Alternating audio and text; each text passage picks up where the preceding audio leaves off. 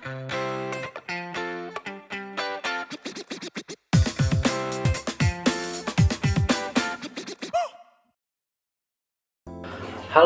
Mates, terima kasih yang udah bertanya nih. Nah, untuk teman-teman yang udah bertanya dan belum saya jawab ya di chat Zoom dan juga YouTube, saya bakal jawab di sesi Q&A berikut ini nih. Nah, yang pertama nih dari Anissa Clara, Kak, minta tips dong gimana memilih influencer yang tepat untuk bisnis kita. Oke, yang pertama itu kita harus pastikan nih bahwa produk kita itu relate sama isi kontennya dari influencer yang mau kita endorse. Contoh misalkan kita jualan makanan, maka kita harus pilih influencer yang isi kontennya itu tentang makanan atau review makanan gitu.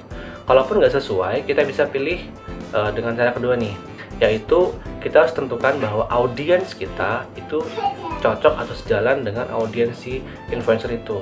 Contoh misalkan kita punya market adalah untuk anak muda, maka kita bisa pilih influencer yang pasarnya itu ada anak muda supaya lebih nyambung.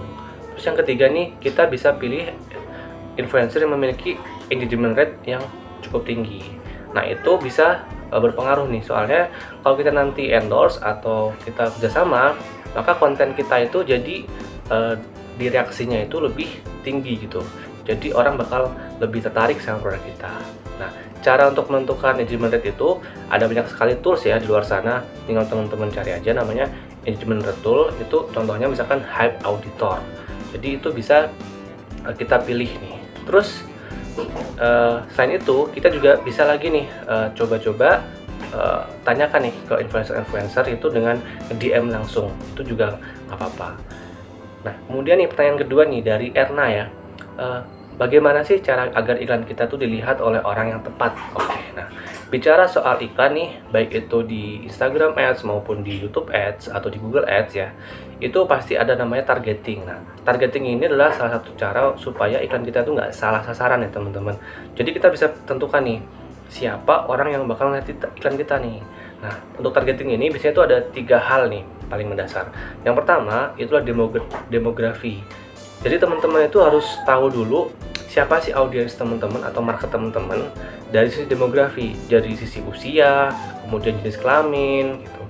Nah, contoh misalkan teman-teman jualan piyama gitu kan. Nah, berarti demografinya adalah perempuan. Nah, kalau misalkan piyama yang lebih custom atau lebih casual, maka anak muda, mungkin usianya di bawah 30-an.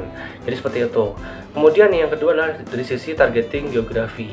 Jadi teman-temannya harus tentukan nih lokasinya di mana. Apakah di skop kota tertentu ataukah se-Indonesia atau bahkan ke internasional. Nah, itu harus ditentukan nih. Dan itu juga bisa ditentukan lewat targeting kita di Google Ads maupun di Facebook Ads. Dan yang ketiga nih yang paling penting yaitu sisi psikografi atau minat atau interest. Jadi psikografi ini adalah targeting di mana kita harus mencocokkan minat itu harus sesuai dengan produk kita.